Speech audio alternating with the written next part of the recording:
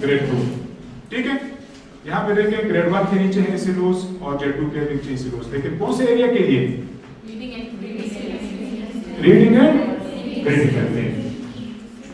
Writing के नहीं, writing के लिए अलग से एसिलोज होंगे, ये ग्रेड 1 2। इस तरह से नीचे जा जाकर हम ग्रेड 12 तक पहुंचेंगे। ग्रेड 12 तक पहले दिन ग्रेड 1 में आपने बच्चों को क्या कराना है? रीडिंग एंड थिंकिंग में पहले दिन आपने बच्चों को सिर्फ ये कराना है कि hold open and turn pages of a book correct. सिर्फ पेजेस को उलट पुलट करना है सही तरीके से, सिर्फ ये सिखाना है पहले दिन। ये जब बच्चा सीख लेगा, these are the concepts। दूसरी बात क्या होगी? बच्चे ने ये सीखना है कि understand that text in English runs from left to और टॉप टू बॉटम। इस तरह से लिखा जाता है। तो आपने बच्चों को दूसरा मैसेज ये देना है कि बेटा इंग्लिश लेफ्ट से लिखी जाती है, राइट से नहीं लिखी जाती। उर्दू राइट से लिखी जाती है, इंग्लिश लेफ्ट से लिखी जाती है। फिर जो है, अच्छा अब इधर आ जाए, लेकिन यही बच्चा जब ग्रेड 2 में पहुंचेगा तो रीडिंग एंड थिंकिंग में उसको क्या आना चाहिए? आर्टिकुलेट। आप देखिए बड़ी बड़ी बातें,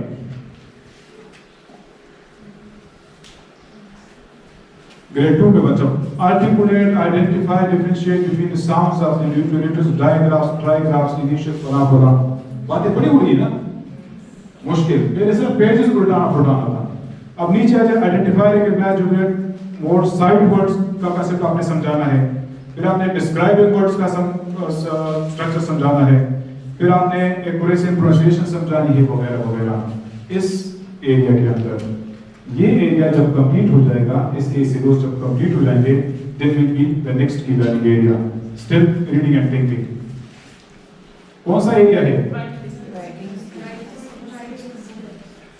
इस तरह अगर मैथमेटिक्स का करिकुलम हम बोलेंगे, सो होल नंबर के नीचे ढेर सारे एसिलोज ग्रेड वाइज, फिर नंबर एंड ऑपरेशन के नीचे ढेर सारे एसिलोज, फिर अलजेब्रा के नीचे ढेर सारे एसिलोज, फिर ज्योमेट्री, यानी हर एक की लर्निंग एरिया के नीचे होंगे ढेर सारे एसिलोज इस शेप में।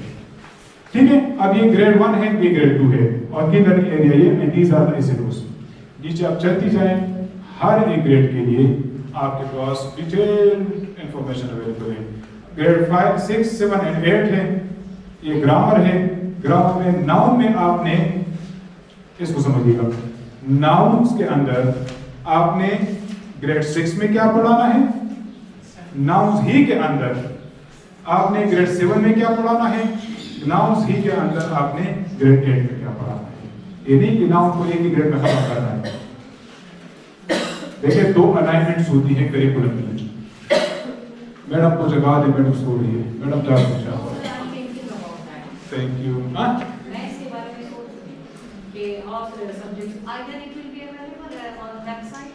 These are available. You can take from here also. ठीक है? Yes, you can download it from BIC Peshawar website. ये सारे के सारे करिकुलम डॉक्यूमेंट्स मौजूद हैं। BISEP,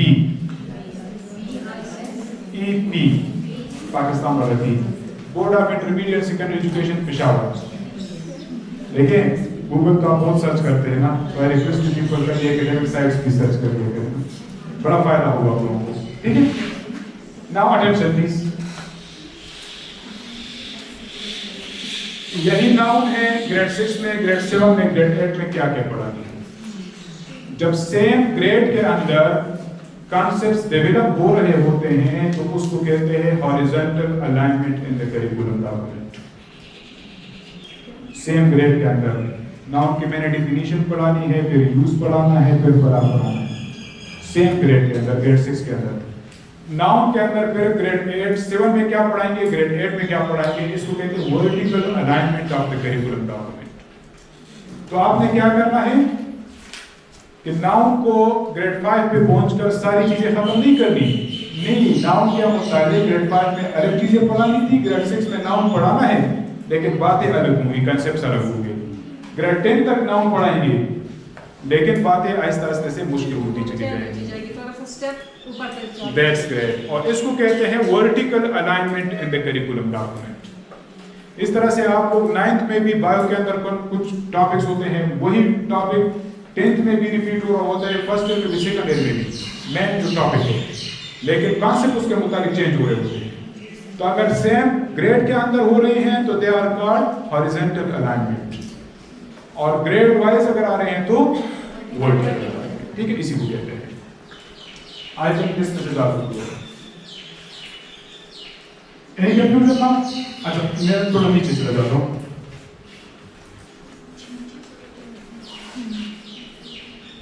कि मैंने जो कहा कि बाकी की चीजें भी हैं, तो आई अवॉइड बाकी है नहीं कि नहीं। अच्छा, मेरा अगर लाइट्स ऑन कर लें तो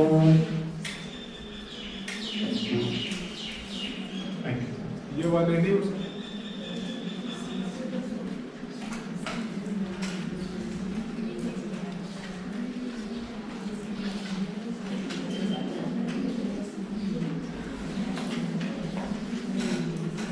ओके, नाउ प्लीज इधर प्लीज। मैंने कहा किस चीज के मुताबिक है क्लासरूम मेथोडोलॉजी, तो बाकायदा एक चैप्टर मौजूद है हाउ टू टीच। देखिए, हर एक सब्जेक्ट के डिफरेंट मेथड्स होते हैं पढ़ाने के। इंग्लिश में है तो ग्रामर ट्रांसलेशन मेथड है, डायरेक्ट मेथड है, पार्सल मेथड है, फ्रेजल मेथड है, वगैरह वगैरह। अब मैथमेटिक्स में तो डायरेक्ट मेथड नहीं है ना, वहां पर उनके अपने एरिया है, साइंस के अपने एरिया है। सो हर एक सब्जेक्ट के सब्जेक्ट रिलेवेंट मेथोडोलॉजीज यहाँ पर दी गई है। फिर असेसमेंट का भी पोर्शन है कि बच्चों के टेस्ट किस तरीके से लेंगे, तो टाइप्स ऑफ पीरियडिक फॉर्मेट और इंटरम वगैरह वगैरह, और अच्छे सवाल, अच्छे टेस्ट की खुसूसियात कौन सी होनी चाहिए, विद एग्जाम्पल सारी चीजें दी गई हैं। इवन अगर आपने बच्चे के फॉरन कम्युनिकेशन या प्रोनाउंसिएशन को चेक करना है, बातों को चेक करना है, उसके लिए बाकायदा एक रूब्रिक्स दी गई है। अच्छा, इसे को किस तरह से मार्क करेंगे उसके मुताबिक बातें हैं। और अगर ऑरल प्रेजेंटेशन को मार्क करना है तो बाकायदा इंडिकेटर्स दिए गए हैं, मार्क्स दिए गए हैं, कितने मार्क्स दे सकते हैं बच्चा वगैरह वगैरह। इट्स नॉट पॉसिबल कि एक चीज में आपको बोल दूं, जस्ट गिविंग यू पिक्चर। ठीक है, इस तरीके से टेक्स्ट बुक किस तरह से डेवलप होंगे और टीचर ट्रेनिंग किस तरीके से होगी, all details are available in which document? That's great. तो अभी अगर आपसे मैं पूछूं कि ये करिकुलम डॉक्यूमेंट के अंदर क्या क्या चीजें होती हैं, तो मैडम मुझे क्या बताएंगे? उधर ना देखे, आई रिक्वेस्ट। यस मैडम, आप बताएं। बिल्कुल, आखिर में जो 2 बेट उनमें से एक बता दें। वापस में गपशप लगा रहे थे। Yes madam. यस, आपका लॉजिकल आंसर था लास्ट टाइम बड़ा। Yes, thank you thank you. आपके करिकुलम डॉक्यूमेंट में ऐसे डोज होते हैं, लर्निंग आउटकम्स होते हैं, मतलब थोड़ा अगर ब्रॉडर सेंस में बात करें ना। ठीक है, यस मैडम, आप बताएं क्या चीज़ें होती है करिकुलम डॉक्यूमेंट में?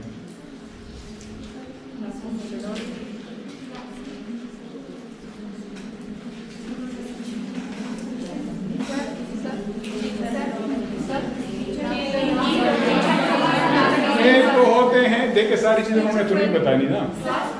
एक तो लर्निंग आउटकम्स होते हैं, दूसरी कैसे पढ़ाना है, ये कंसेप्ट किस तरीके से पढ़ाने, 2 बातें हो गई। तीसरी मैडम टीचर ट्रेनिंग के मुताबिक बात है कि ट्रेनिंग किस तरह से, और जिनसे मैं पूछ रहा रिक्वेस्ट कि ठीक है, की लर्निंग एरियाज, फिर एसएलओस, फिर किस तरीके से पढ़ाने हैं, सिलेबस या टेक्स्ट बुक किस तरह डेवलप किया जाता है उसके लिए गाइडलाइन होती है, और असेसमेंट का भी तरीका कार दिया गया होता है कि बच्चों के पेपर किस तरह से लेते हैं और प्रेजेंटेशन को किस तरह से लेते हैं, आपके पास ऐसे है तो ऐसे के अंदर कौन सी चीज़ों को जज करना है वगैरह वगैरह। और चलिए दैट्स इनफ, ठीक है। तो अब आप किस किस ने करिकुलम डॉक्यूमेंट देखा रेस दे रहे हैं, नीचे जो है ऐसे लोग होंगे वगैरह वगैरह। ओके, अब ये देखना है कि एसएलओस और टेक्स्ट बुक्स का आपस में ताल्लुक क्या है। एज आई टोल्ड यू, चलिए आप में से कोई मुझे बता दें what's the link between curriculum and textbook. निसाब और किताब का आपस में क्या ताल्लुक है?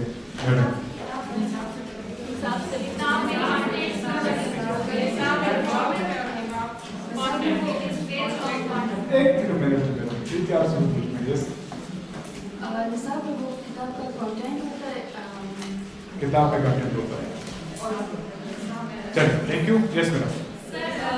कंटेंट से वो हमें गिवन होते हैं ना करिकुलम में, लाइक जो किताब है, सॉरी सर, किताब में कंटेंट्स गिवन होते हैं, और जो निसाब है वो आपको करिकुलम बेस्ड एसएलओस पे होता है।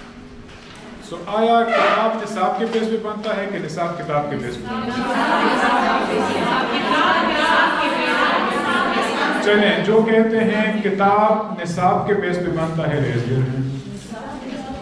किताब निसाब के बेस पे बनता है, और जो कहते हैं कि निसाब किताब के बेस पे बनता है, ओके ठीक है। सो आपका जो टेक्स्ट बुक है वो करिकुलम के बेस पे बनता है। कैसे बनता है? क्योंकि वहां पर क्या चीज होती है? कॉन्सेप्ट्स होते हैं। असल में दोबारा से बता दूं, इन एसएलओस को भी कॉन्सेप्ट कहते हैं। आपसे कोई पूछे ना कि कॉन्सेप्ट किसे कहते हैं, लर्निंग आउटकम जो है दे आर द कॉन्सेप्ट्स, जो एसएलओस है दे आर द कॉन्सेप्ट्स। तो I think now you people are clear कि निसाब और किताब का आपस में क्या ताल्लुक है। निसाब और किताब। अब इसको देखें, एक सिंपल मिसाल से मैं समझाने की कोशिश करूं। These are the एसएलओस, साइंस और इसकी तारीख। आई थिंक जनरल साइंस से है। कौन सा ग्रेड है, किसी को पता है? कौन सा?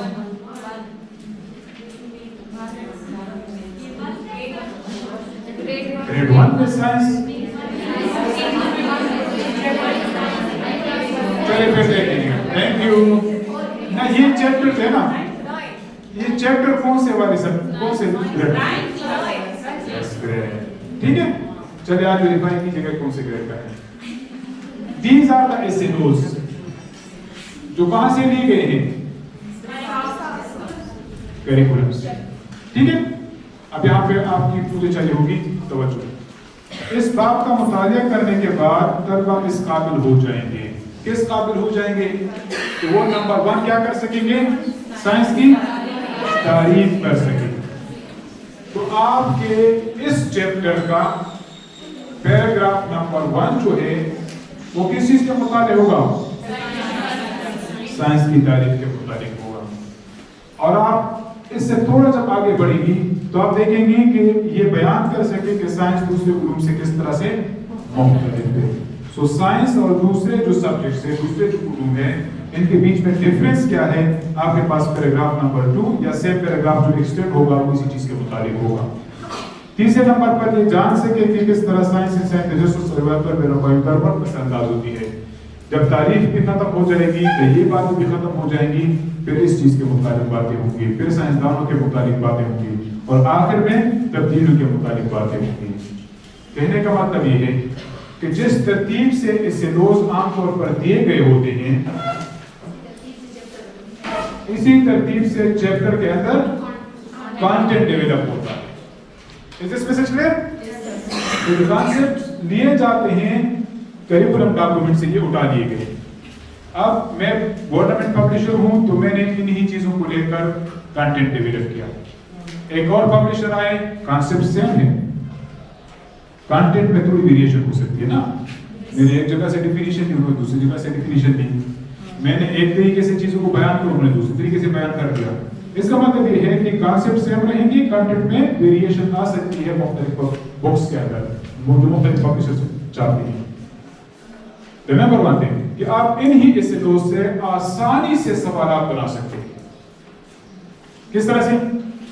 साइंस की तारीफ कर सके, बच्चे इस काबिल हो जाएंगे कि साइंस की तारीफ।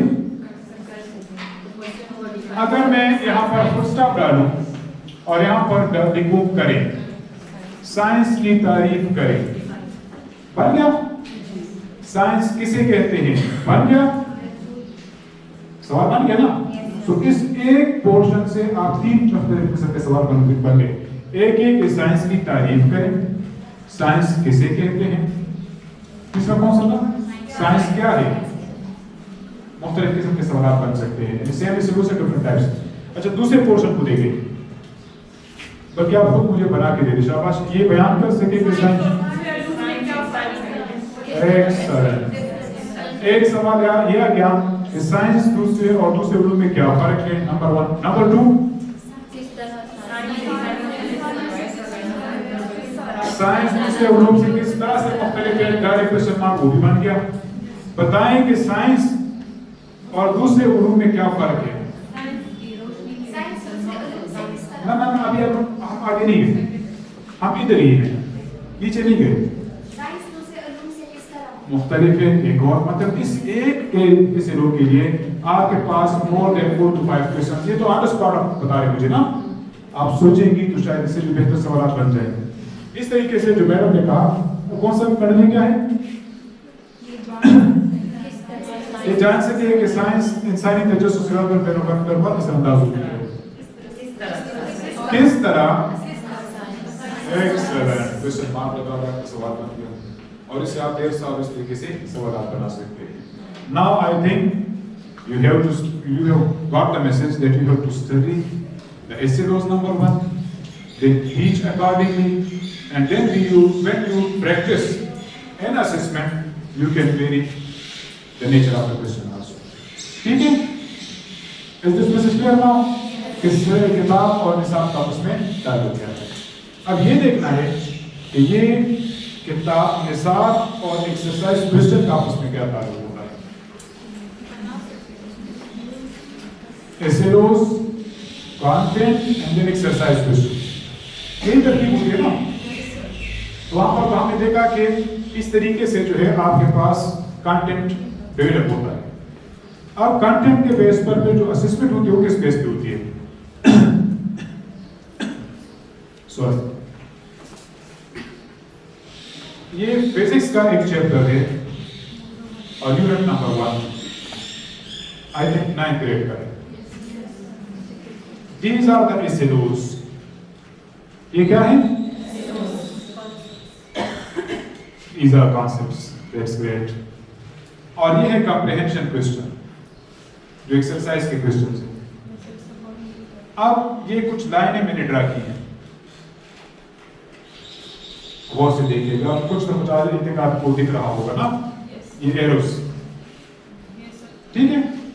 यहां पर आप देखेंगे कि हर एक इस रो से एक न एक एरो लाजमन कहीं न कहीं जा रही है। तो कहने का मतलब ये हुआ कि अगर आप इस वाले को देखें तो जिस तरतीब से ये एसेलोज दिए गए हैं, इसी तरतीब से एक्सरसाइज के क्वेश्चंस भी दिए गए होंगे। सवाल नंबर 1 होगा साइंस की तारीफ करें, सवाल नंबर 2 होगा बयान करें कि साइंस किस तरह से मुख्तलिफ है, सवाल नंबर 3 होगा कि बताएं कि किस तरह, सवाल के नेचर हो चेंज हो सकते, लेकिन बात यही होगी, ठीक है।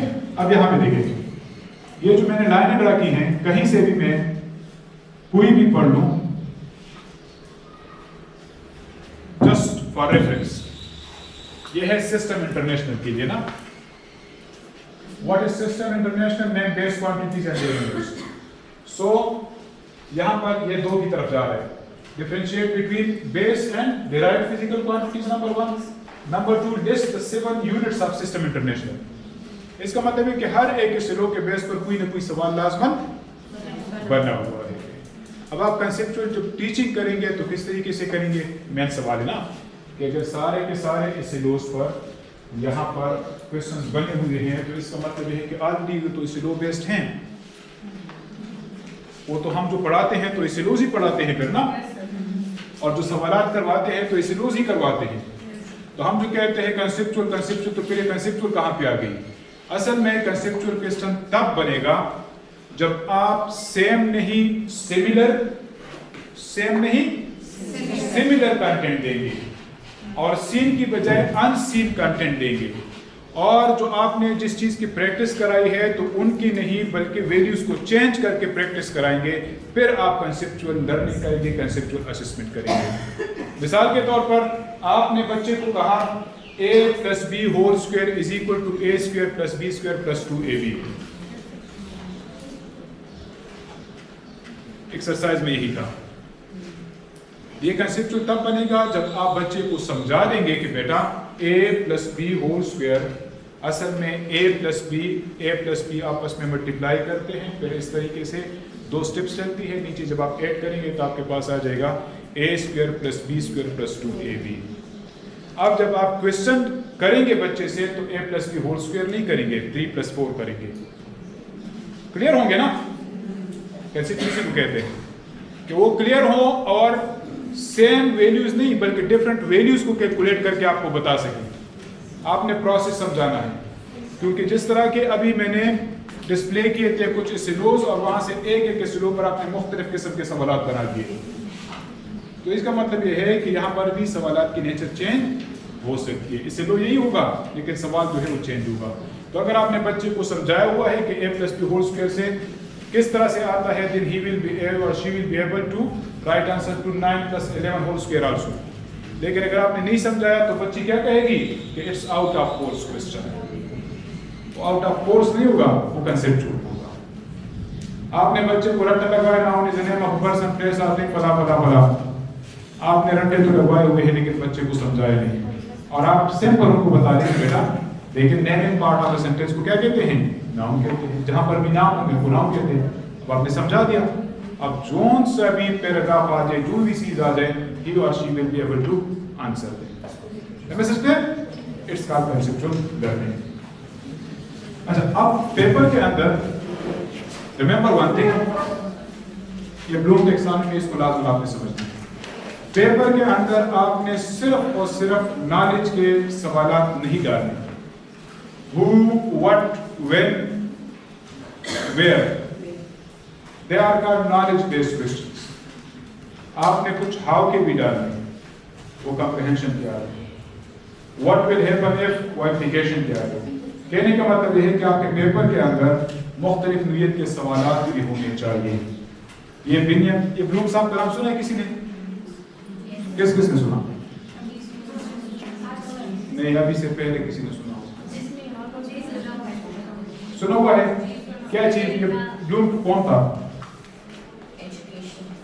एजुकेशनिस्ट था। ओके, क्या खिदमत हैं इनकी?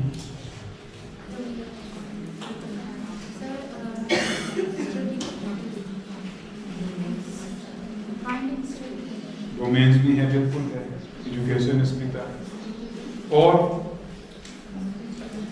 My goodness, attention please. ये बेंजामिन सैमुअल ब्लूम साहब थे जो जिनका ताल्लुक अमेरिकन साइकोलॉजिकल एसोसिएशन के साथ था, APA। किसने एमफिल किया हुआ है? जो आप रेफरेंसेस वगैरह लिखते हैं या फॉर्मेट वगैरह तो कहते हैं APA style. APA stand for American psychological association. ये इसके साथ मुंसलिक थे ब्लूम साहब, और उनके साथ टीम भी थी जो आप नाम देख रहे हैं।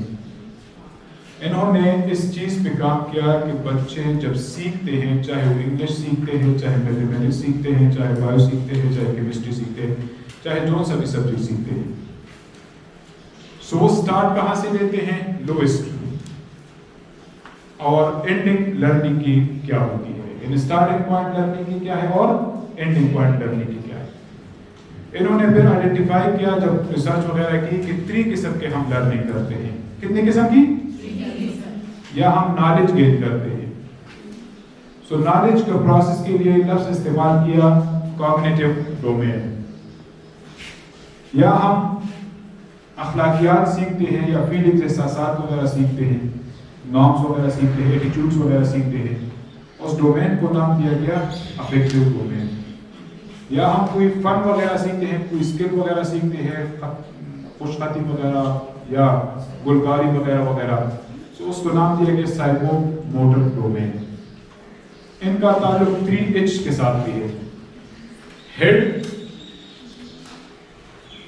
Cognitive domain, heart affective domain, affection से निकला है, फीलिंग से निकला है, and hand psychomotor domain. So head, heart and hand, 3H याद रखिएगा, ठीक है। या इसको KSA भी कहते हैं, नॉलेज, स्किल एंड एटीट्यूड भी कहते हैं। क्योंकि it will take lot of time अगर एक पे बात करें, लेकिन आपके मतलब की जो बातें जो QS के अंदर था, QS के अंदर क्या था? नॉलेज, अंडरस्टैंडिंग एंड एप्लीकेशन ना। हम सिर्फ उन पे फोकस करेंगे, वो नॉलेज से रिलेटेड था या कॉग्निटिव डोमेन से, तो हम इस पे फोकस करेंगे। अच्छा, एक जो कॉग्निटिव डोमेन है कॉग्निटिव डोमेन सबसे लोएस्ट ऑर्डर थिंकिंग जो है वो नॉलेज का है। Then comprehension, then application, analysis, synthesis and evaluation. Benjamin Bloom साहब और उनकी टीम कहती है कि अगर बच्चे के पास सिर्फ नॉलेज है, ये लोएस्ट ऑर्डर थिंकिंग में शुमार होता है, LOT, lower order thinking. Not अगर बच्चे को आपने एनालिसिस, सिंथेसिस और इवैल्यूएशन समझा दी तो आप हायर ऑर्डर थिंकिंग पे फोकस कर रहे हैं। यानी अगर आप नॉलेज, कॉम्प्रिहेंशन, एप्लीकेशन पे फोकस कर रहे हैं, लोअर ऑर्डर थिंकिंग। अगर आप बच्चे के एनालिसिस, सिंथेसिस, इवैल्यूएशन पे फोकस कर रहे हैं, हायर ऑर्डर थिंकिंग। अब ये कहते किसे हैं? नॉलेज किसे कहते हैं, कॉम्प्रिहेंशन किसे कहते हैं और एप्लीकेशन किसे कहते हैं? नॉलेज कहते हैं जब बच्चा फैक्चुअल इंफॉर्मेशन को रिटेन कर सके, लॉन्ग टर्म मेमोरी में उसका हिस्सा बन जाए, दैट इज कॉल्ड नॉलेज। सुबह से मैं एक मिसाल को तीसरी दफा आपको समझा रहा हूं। आपने बच्चे को रट्टा लगवाया, 100% अटेंशन आपकी, ताकि आपको समझ आ जाए कि नॉलेज किसे कहते हैं, कॉम्प्रिहेंशन किसे कहते हैं और एप्लीकेशन किसे कहते हैं। आपने बच्चे को रट्टा लगवाया a + b whole square is equal to a square + b square + 2ab। ये फैक्चुअल इंफॉर्मेशन जो बच्चे ने याद करना बुरी बात नहीं है। पाकिस्तान कब आजाद हुआ था तो बच्चे ने याद ही करना है। पहले जब कब पैदा हुए थे तो याद ही करना होता है। कुरान पाक में कितने पारे हैं तो उन्हें याद ही करना है, करना कि नहीं करना? तो याद करना बुरी बात है, लेकिन अगर आप सिर्फ रट्टे लगवा रहे हैं तो सिर्फ आप नॉलेज को डेवलप कर सकते हैं। नो, कॉम्प्रिहेंशन माने अंडरस्टैंड भी करवाएं। अब a + b होल स्क्वायर आपने याद करवाया, a square + b square + 2ab, आपने बच्चे को क्या दिया? x। और अगर आप प्रोसेस में बच्चे को इन्वॉल्व करते हैं कि देखो बेटा a + b होल स्क्वायर, ये इस तरीके से प्रोसेस करके ये जवाब आपके पास आ जाता है, इस तरीके से a square + b square + 2ab, आपने क्या करा दिया? कॉम्प्रिहेंशन करा दिया, अंडरस्टैंडिंग करवा दी। आपने कहा now in the name of person place आपने रट्टा लगवा दिया, नॉलेज दे दिया। आपने कहा बेटा देखिए जिस चीज के भी नाम वगैरह होते थे तो नाम को क्या कहते हैं? नाउन कहते हैं। अब आपने बच्चों को क्या करवा दिया? अंडरस्टैंड करवा दिया। आपने कहा s = v, t = m, g = m। या तो मुझे भी है लेकिन आगे से कोई मुझे पता ही नहीं, लेकिन अगर आपने समझा दिया, आपने क्या करवा दिया?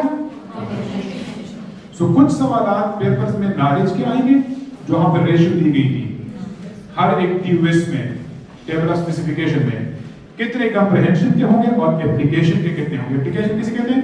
अंडरस्टूड इंफॉर्मेशन को न्यू सिचुएशन में अप्लाई करना या यूज करना। प्रैक्टिकल तरफ भी ठीक है, और use of the understood knowledge या use of the understood information is called what? Application.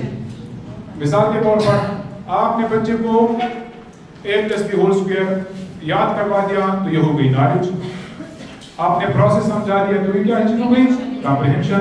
Application क्या होगी कि आप वैल्यूज को चेंज कर दें, सेम नहीं सिमिलर, वैल्यूज को चेंज कर ले। आपने c + d होल स्क्वायर, अब क्या जवाब आएगा? चलिए अब बताएं। एप्लीकेशन।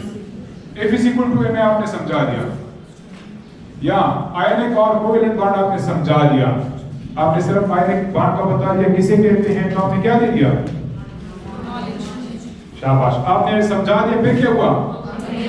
और आपने एक नया बॉन्ड दे दिया कि अब इनमें से बताओ कि कौन सा वाला है। फिर क्या कर दिया? एक्सीलेंट। आपने न्यूमेरिकल याद करवा दिया तो आपने क्या दे दिया? आपने न्यूमेरिकल को समझा दिया तो, और आपने न्यूमेरिकल के वैल्यूज चेंज कर दी, उनसे कहा क्या पता है तो सो मच इजी। तो अब कुछ सवाल ऐसे आएंगे जो नॉलेज बेस्ड होंगे TOS को देखकर, कुछ ऐसे होंगे जो कॉम्प्रिहेंशन वाले होंगे, और कुछ ऐसे होंगे जो कि न्यू डेटा या वैल्यूज जो है उनको दी गई होंगी। तो इस तरीके से I think you are familiar with these 3 entries. Clear हो गया मैसेज? मास्टर का बड़े काबिल लोग हैं आप। सर ये छोटे बच्चों के लिए अप्लाई हो सकता है? ये छोटे बच्चों को ही अप्लाई करना है। सॉरी, जीरो को ही करना है। अच्छा बेटा एक मिनट,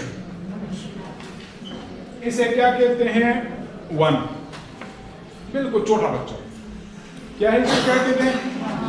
1, ठीक है। लेकिन जब 1 और 1 हम इकट्ठे करेंगे ना तो इसको फिर क्या कहेंगे? अब आपने प्रोसेस समझा दिया। ये 1 था, छोटा बच्चा ना, ये कितने हो गए? 2।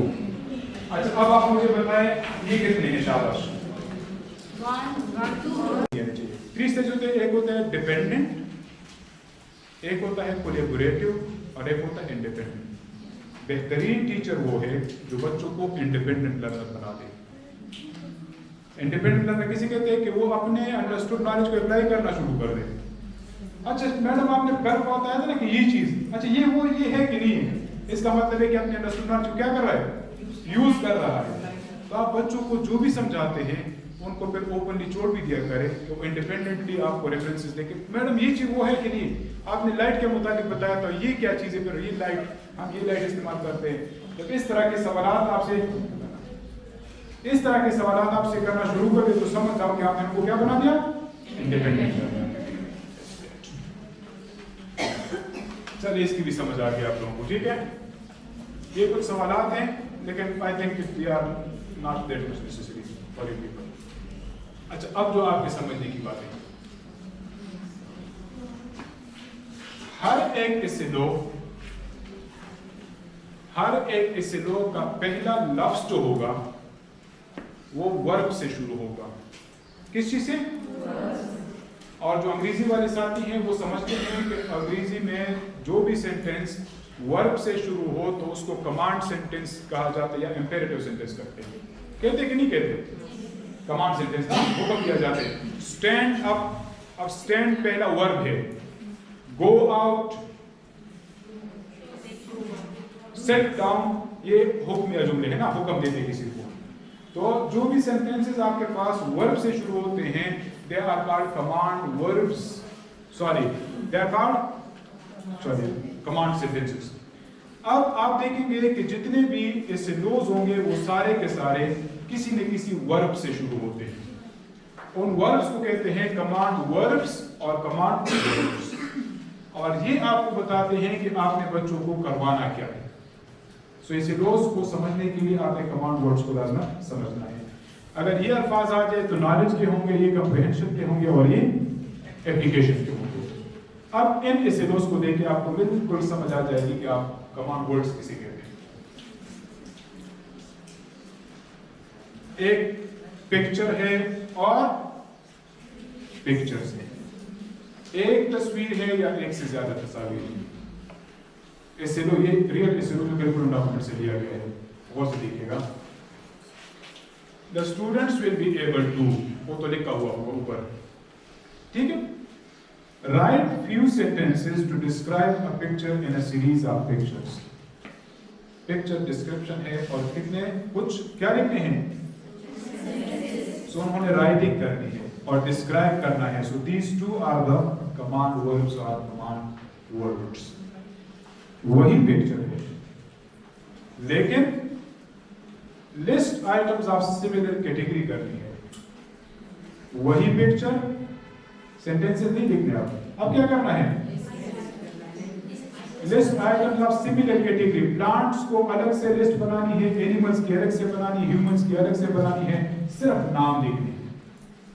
तो आपने पढ़ाने से पहले इसिलोज के इन कमांड वर्ड्स को लाजमन देखना है कि करना क्या है। तस्वीर तो है, तस्वीर के साथ करना क्या है। अगर ये इसिलो आ गया तो आपने सेंटेंसेस लिखवाने हैं, अगर ये इसिलो आ गया तो उसी पिक्चर में आपने लिस्ट ऑफ आइटम्स करवाने हैं। लेकिन अगर ये इसिलो आ गया कि show a series of actions in a picture by writing action of, अब न जुमले लिखने हैं न लिस्ट ऑफ आइटम्स करनी है, बल्कि जो कुछ भी हो रहा है, प्लेइंग है, क्राइंग है, जंपिंग है, स्विमिंग है उस पिक्चर के अंदर, तो आपने वो एक्शन और डिस्क्राइबिंग वर्ड्स लिखने हैं, एक्शन वर्ड्स लिखते हैं, वर्ब्स लिखने हैं। Message clear? तो आपने लाजमन ये देखना है कि मैंने करवाना क्या है, इस कंटेंट के अंदर करवाना क्या है, इस पिक्चर के अंदर करवाना क्या है। और कहां से पता चलेगा आपको? इस पहले लफ्ज से। और पहले लफ्ज को क्या कहते हैं? कमांड वर्ड और कमांड वर्ड। ग्रेट। ये फिर मैंने आपसे पूछने की बात है। यहां पर है 999 यहाँ पर भी 999 है, यहाँ पर भी 999 है। अगर ये वाला इससे लो आ जाता है तो बच्चों को आपने लिखवाना नहीं है, क्या करवाना है? रीडिंग करवाना है बस। अगर आपके पास ये वाला आ गया तो फिर आपने राइट करवाना है। लेकिन अगर ये वाला आ गया, इधर एक और भी होना चाहिए था जो आखिर में ये वाला, फिर आपने अरेंज करवाना है उन्हीं 999 को, लेकिन ये इंक्रीजिंग और डिक्रीजिंग में करना है और मिक्स फॉर्म में आपको दिए गए होंगे जो असेंडिंग में हम लिखवाते हैं ना। अब यहाँ पर ना रीडिंग करवानी है ना राइटिंग करवानी है, यहाँ पर हमने असेंडिंग अरेंज करवानी है। सो आपने लाजमन क्या करना है, इस रोज के पहले वर्ड को देखना है। सो कोई मुझे आप बता दे कि what are command words or command verbs? Yes, very good, शाबाश।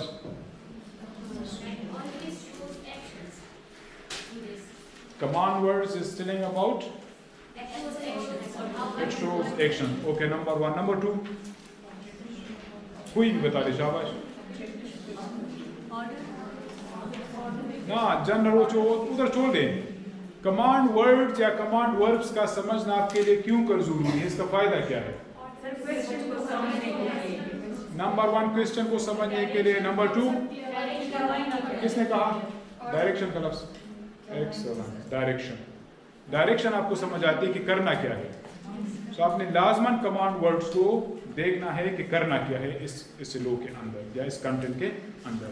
अगर आप कमांड वर्ड्स या कमांड वर्ड्स को नहीं समझेगी तो आप बहुत मेहनत कर रही है लेकिन मिस डायरेक्टेड है। ये आपको डायरेक्शन देती है सब में ना, and it keeps you in this specific direction. अब चाहते हैं जो आपका एक पोर्शन करिकुलम वाला कंप्लीट हो गया टेबल स्पेसिफिकेशन का, दूसरा जो था नॉलेज कंप्रिहेंशन एप्लीकेशन का वो भी कंप्लीट हो गया, तीसरा था टाइप्स ऑफ क्वेश्चंस के मुताबिक। रिमेंबर वन थिंग, जो 2006 का करिकुलम है वो कहता है कि there are just 2 types of questions. कितने टाइप्स ऑफ क्वेश्चंस हैं? Just 2 types. कौन कौन से क्वेश्चन बता रहे? Objective, subjective, sorry conceptual and content based. और मैडम आप बता दें कौन कौन से टाइप्स ऑफ क्वेश्चन जनरल, बिल्कुल आखिर में जो बेटी है ना,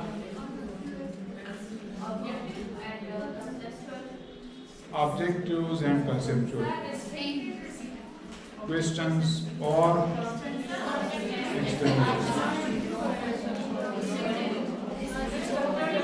thank you.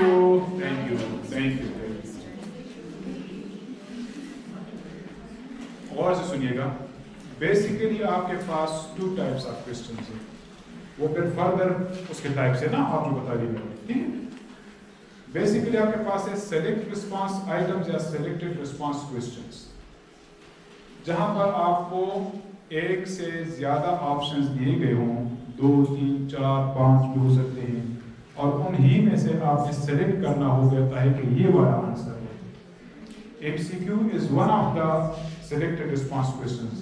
MCQs totally category नहीं है, बल्कि मेन टाइप कौन सा है? सेलेक्टेड रिस्पांस आइटम ही और क्वेश्चन भी है।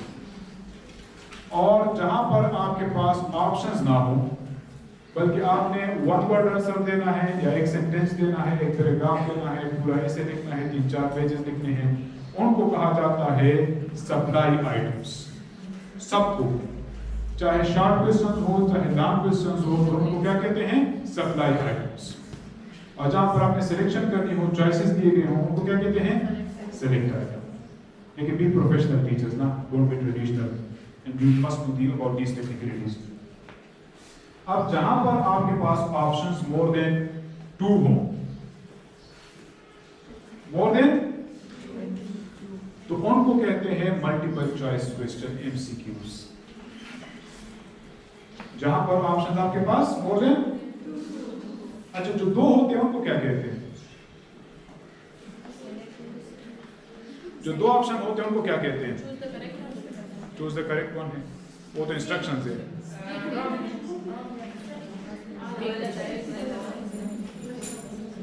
2 से ज्यादा हो तो उनको कहा जाता है, सॉरी,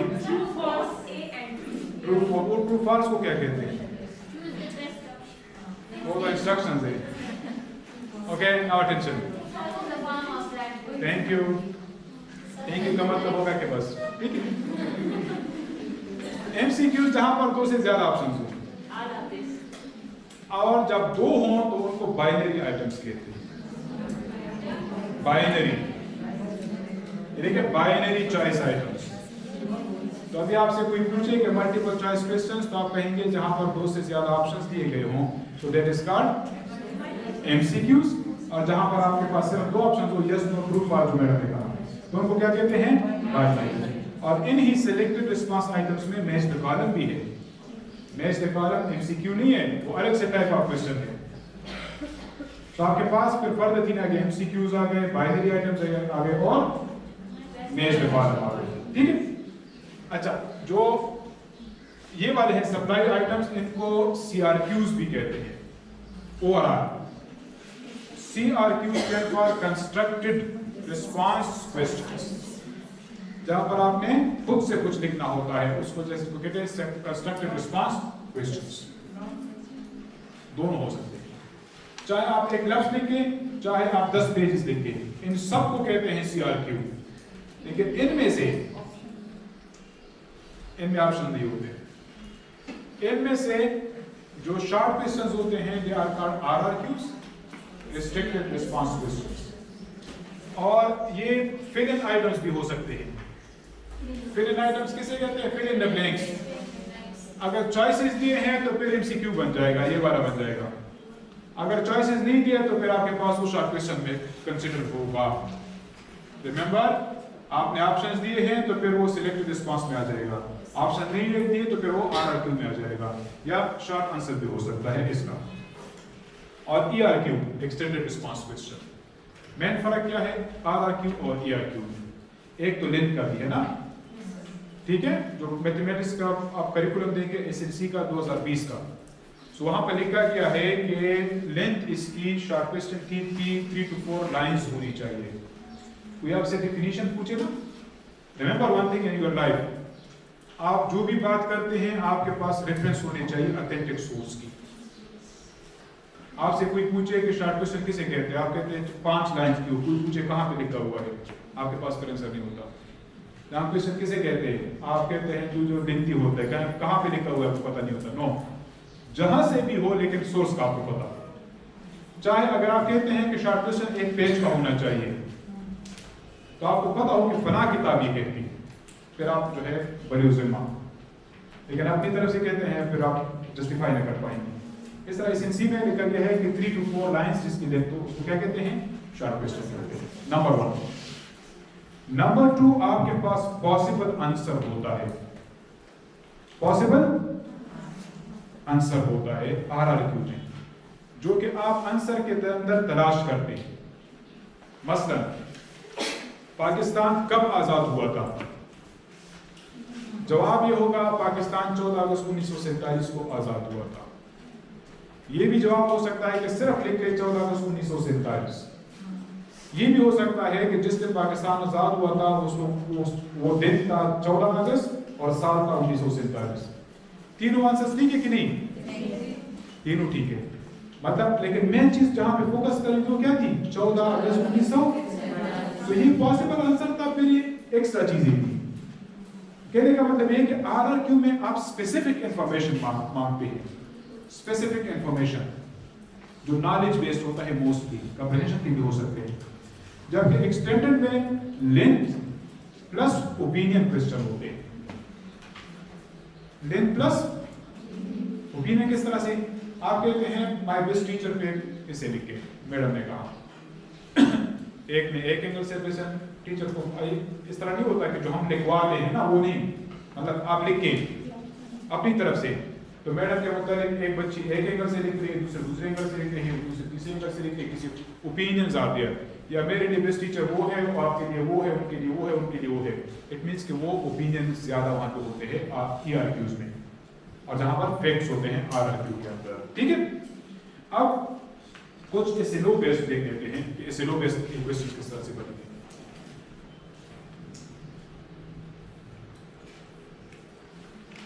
MCQs, अच्छा MCQs के डिफरेंट पार्ट्स होते हैं, एटलीस्ट 4 पार्ट्स होते हैं। एटलीस्ट कितने? mainly 5 parts. जो बैकग्राउंड इंफॉर्मेशन होती है that is called stimulus.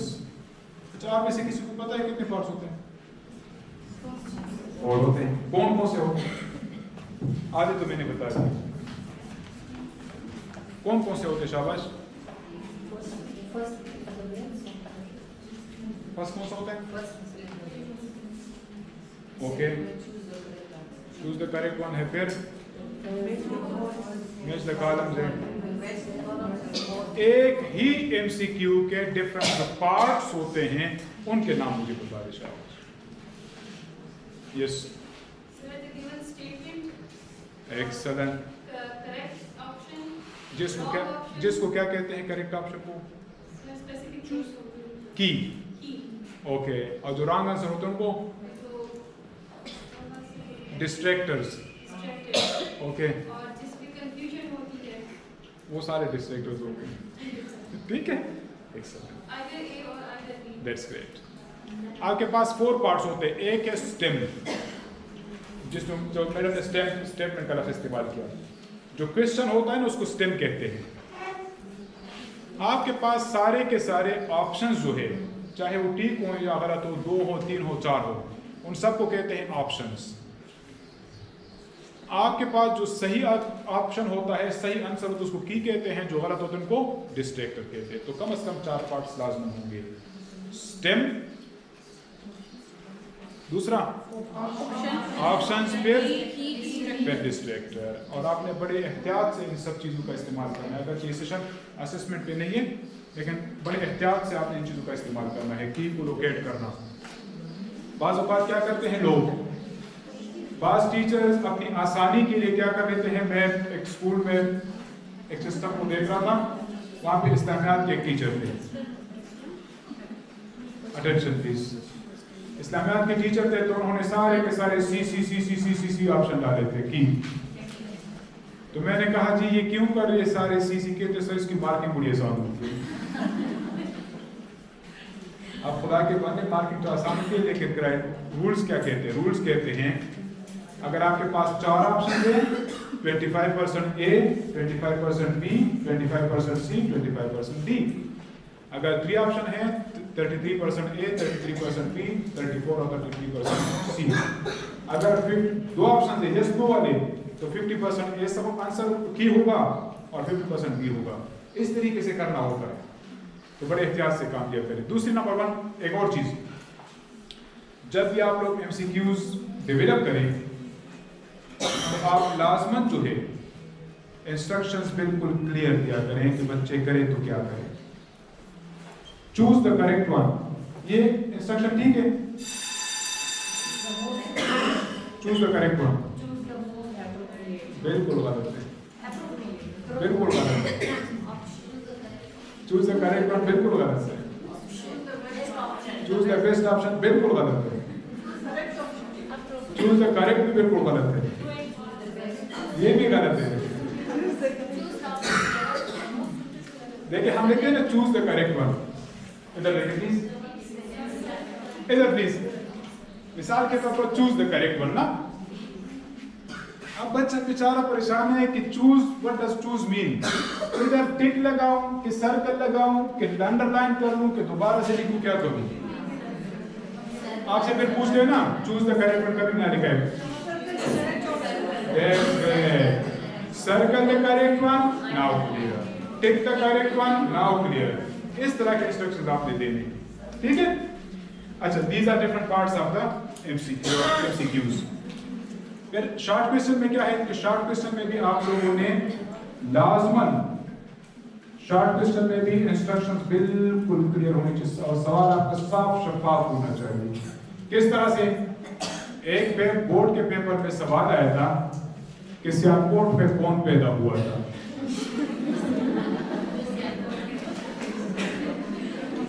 Is it a correct question?